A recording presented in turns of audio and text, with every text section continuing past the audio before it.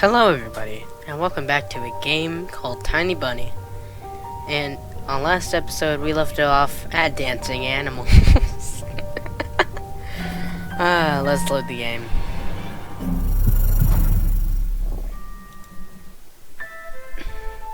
Shadows dancing in the starless abyss made my imagination go wild, making me anxious at the same time. Suddenly, the music had stopped. The dancing shadows froze in place, and I could swear, piercing me with their eyes. One of their silhouettes immediately parted from the bizarre shadow carnival and sprinted across the field with giant leaps. It glided on squeaky snow without leaving any prints, until it was devoured by the pitch-black shadow of my house, which became even darker and thicker. My heart was jumping around like a bird inside a cage. I shut my curtains with a swift motion and stepped back toward the bed. They saw me. A freezing torrent of fear washed over me. I stood in the middle of the perfectly dark room and listened to the unwanted guest move and scrape around looking for an entrance. The sound moved to the right. Now my guest should be at the front door. The shackles of fear locked my muscles. I remember the funeral, my grandma lying there, hands crossed on her chest, her facial features sharp, like that of a tin doll. Ants running up and down the legs of chairs that held my grandma's casket. I imagined those little creatures climbing up her head and pulling up her eyelids with their tiny legs. Then her wrinkly eyeballs would once again move inside their sockets. That's disgusting. And she'd be able to see her grandchildren. Oh, that's gross. I was chanting the spell she taught me throughout the whole procedure. And now, lying under the blanket and listening to squeaks and howls, I was repeating the same words. There lay lard and ashen hair for the spawn from the devil's lair, to feast and always leave alone, God's faithful servant named Anton. Well, that's quite a nice sounding spell, you know. Not really. Don't suggest saying that. Evil leave this house must. Ashes to ashes, dust to dust. Well, the bizarre sounds had disappeared. Sounds like it worked, little kid. I don't know how the heck you done dilly darn did it. Maybe they heard you and they're just like, okay, I'll leave him alone then. He sounds like he knows what he's doing, and maybe he's gonna cast a spell on me. I cautiously peeked out from under the blanket and saw curtains waving around like a hangman. And then the night doused me with a new portion of boiling terror. In reality, something or someone was scratching at the front door, hurriedly clawing at the wood, demanding to be let in. The door was shut. I remember him staring at the forest intently as if he was looking for someone. Ash to ashes, dust to dust. I hugged my knees, placing my chin between them, and drilled the door with my eyes. It was so flimsy and weak before the might of darkness. And then the doorknob twitched slightly. Then it turned halfway once, twice, as if a person who tried to enter had no hands. The doorknob tilted once more and then started clicking violently. My jaw cramped in fear. My wet fingers clutched the blanket. The door creaked open. The wind taunted me, moaning inside the tin drains. Now you'll see it. The door was wide open. Darkness writhed inside the carnivorous mouth of a doorway. Tony. What the heck does that mean? It was as if the night itself was calling out to me, flapping its black wings and squeaking with rusty hinges. I was trembling, ensnared by the web of darkness that hung in the corners of my room, waiting for one who weaved it to come out of the gaping black hole. Tony. I think they say it twice.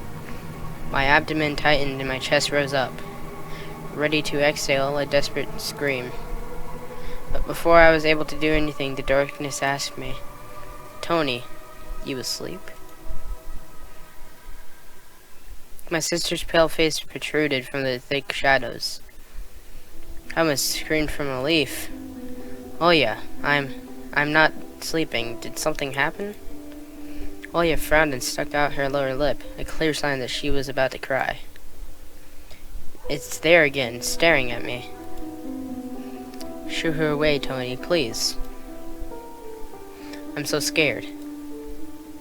The fear that was tormenting me just a minute ago crawled away and hid somewhere in my stomach. I needed to calm Olia down. "It was just a dream, silly. Don't be scared. Dreams don't bite. No one's going to harm you." Olia sobbed. She was trying her best to believe me. But was I sure myself? "I have an idea. Let's go to your room and watch the video Sleeping Beauty. For example. You like that cartoon, don't you? Why does the Sleeping Beauty have a prince and I have this scary bird?" I don't know. Some people get scary birds, some people get princes. That's just how it works around here. That question took me by surprise. Alright, let's watch Cinderella. My thoughts became tangled, fuzzy. What was that? What studied me with its eyes, while dancing feverishly under the moon? The darkness was clinging to the window, and I couldn't be fooled by my grandma's old chants. It couldn't be satisfied with a feast of lard or long ashen hair. "Tony, you coming?" Yes, just a moment."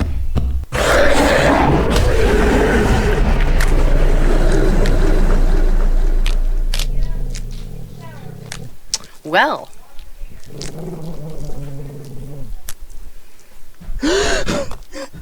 That took me by surprise.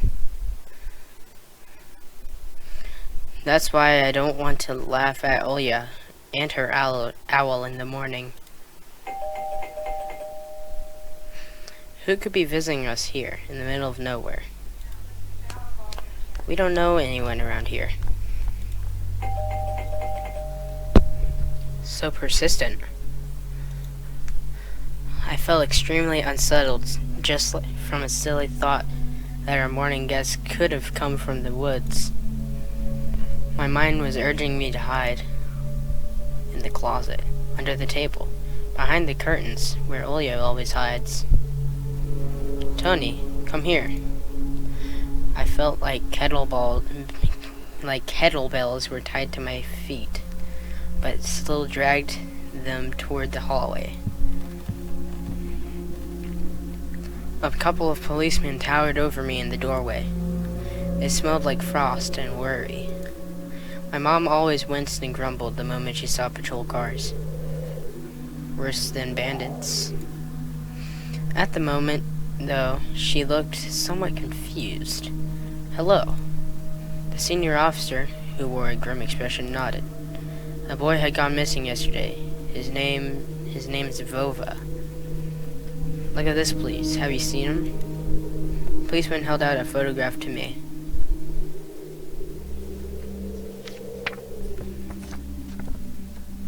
There was a ginger boy around the age of elementary school, pictured with a wall carpet as the backdrop.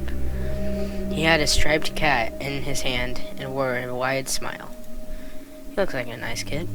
"No, I haven't." "Well, wait, are you sure?" "Are you sure? Look closely." "Where would I see him?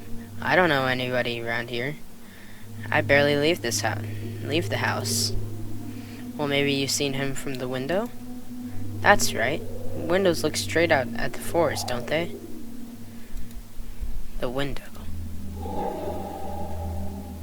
"No, I haven't seen anything." "I see." He sounded tired, but his eyes, his stare, long and heavy, was full of suspicion.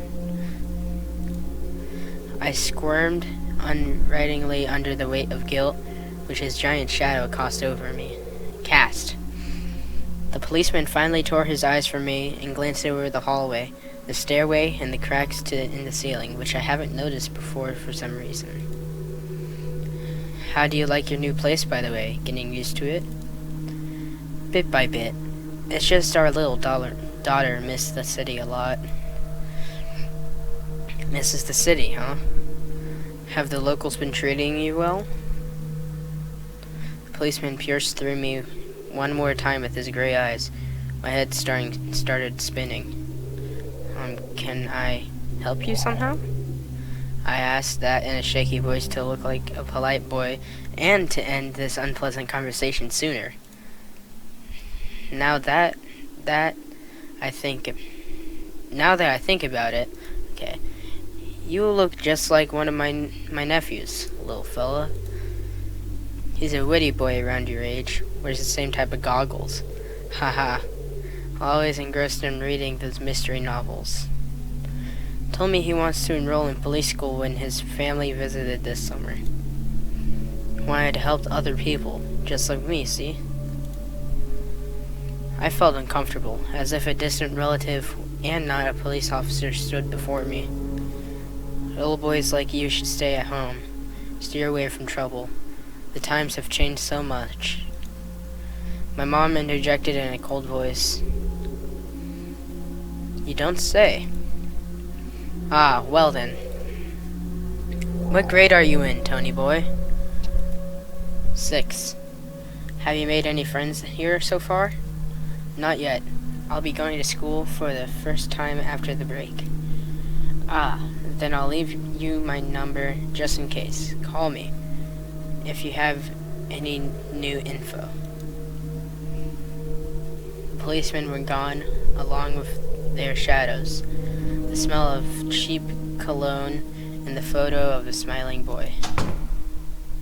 His face still stood before my eyes. Seems like you don't like the cops, kiddo. I wondered what it was like for him, being all alone there. For some reason, I thought of the forest, swaying in the wind. What did his poor parents feel? And what would my parents do if I'd gone missing? Would they cry and thrash around hysterically? Or would they accuse each other, like they always do, and forget about me eventually? Mom, this Vova, did he go missing in our forest?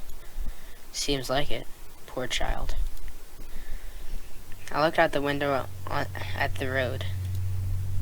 The police UAZ drove off toward the village.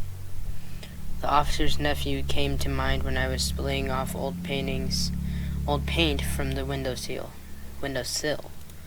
Not seal. Art.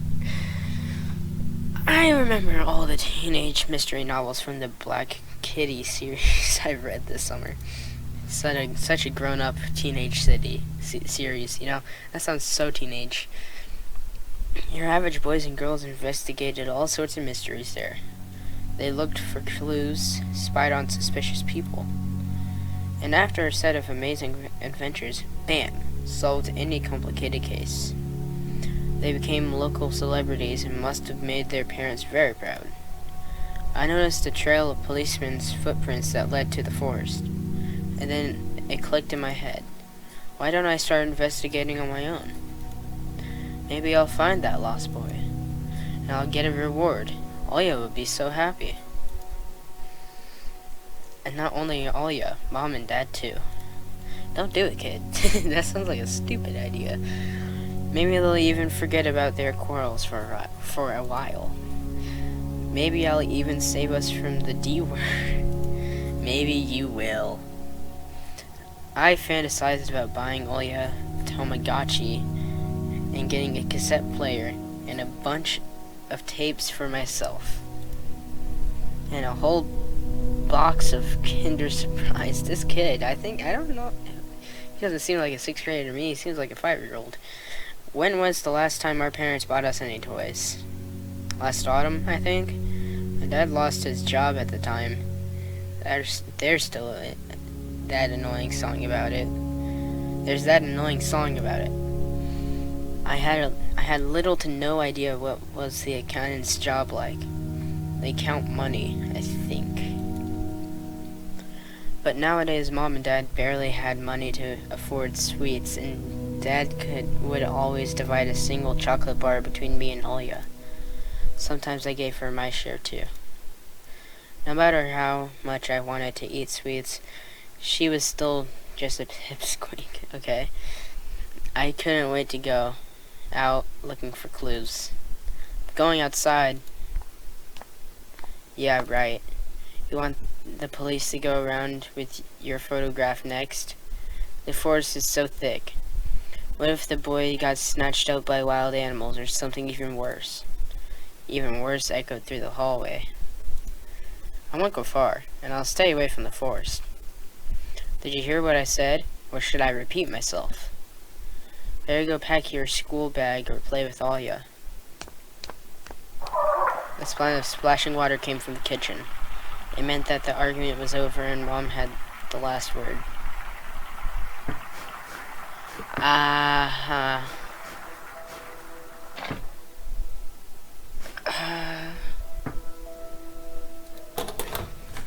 The dark, stuffy closet.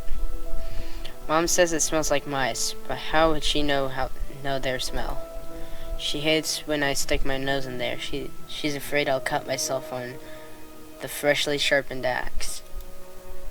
And Olya can't even be lured close to it. She thinks whoever that is living in there. I tried to help her fight her fears once. I opened the door and turned on a dim lamp so she would see there was nothing but cobwebs, Dad's tools, and scratched walls. She still didn't believe me. And I like to hide in the closet and listen to Olya count inside. 1, 2, 3, better hide from me. And then drag her feet on the creaking floorboards, hoping that she wouldn't need to look for me in the cramped monster's den. Whoa, what a strange kid. I don't think we should go into the front yard.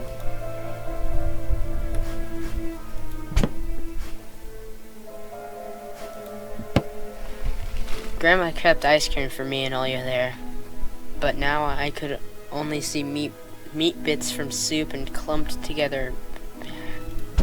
How many, whatever the heck that is. It was difficult to lie to Mom, but there was no way for me to run away from home. Mom, something's wrong with the TV. The picture is dim and there are stripes all over the screen. Mom's face became visibly distorted. You're killing me here. So have you had enough of shooting those stupid ducks now?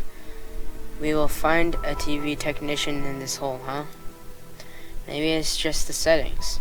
Please, go see for yourself. Strange, it worked fine in the morning.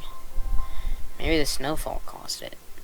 My mom rubbed her hands clean on her apron and went to Olya's room.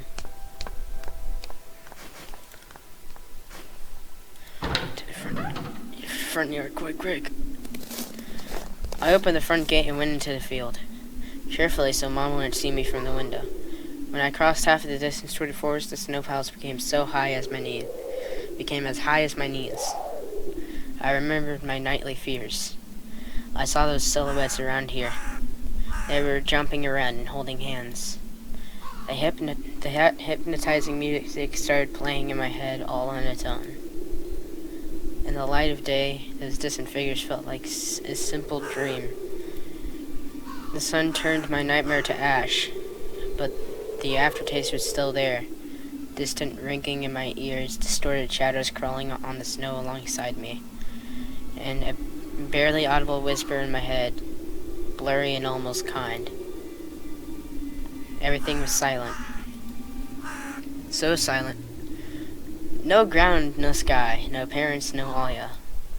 The time reached its limit, a one-way trip that ended on the forest's piney stockade. Sometimes silence was much scarier than any scream. Our parents would scream at each other while arguing, and both me and Alio turned to stone, listening to them. That's poetic! But then always came the ringing silence. Our apartment became numb a couple of days before we departed. It was hard to remember the last time Mom and Dad joked around, laughing, or spent time together. Almost like all of it was in a previous life. When they kissed with Alia present, she always frowned and snorted in a funny way. But one day it all changed. Something important had left our home. It was as if a fire broke up and our parents were hurriedly packing our belongings, trying to save themselves and us. From who, though? That's a good question, kiddo. From the people with dead, cold eyes who sometimes visited us in our previous home? The eyes that only saw bells of worms on the black ground and everything? Saw balls of worms. What? And somewhere far away, a siren was going off trying to warn us of the coming menace. That's a nice little pause there, kiddo. Bro, look at this man's goggles. Okay. He was not wrong about having really thick glasses. Look at those things. Dear God. Okay. I'm gonna leave this off here. How the heck did you have time to put on a coat, to be honest? I mean, like, come on, bro. Okay. I'll leave it off here. I'll see you guys all later. I know this is less of a cliffhanger than last time. Like, come on. I did get a nice jump last video, and I got a nice jump this video with that wolf thing. Did not expect that to happen. None of you either probably expected that too, so yeah. I hope you all enjoyed. Leave a like, subscribe, click the bell notification, and I'll see you all later. Goodbye.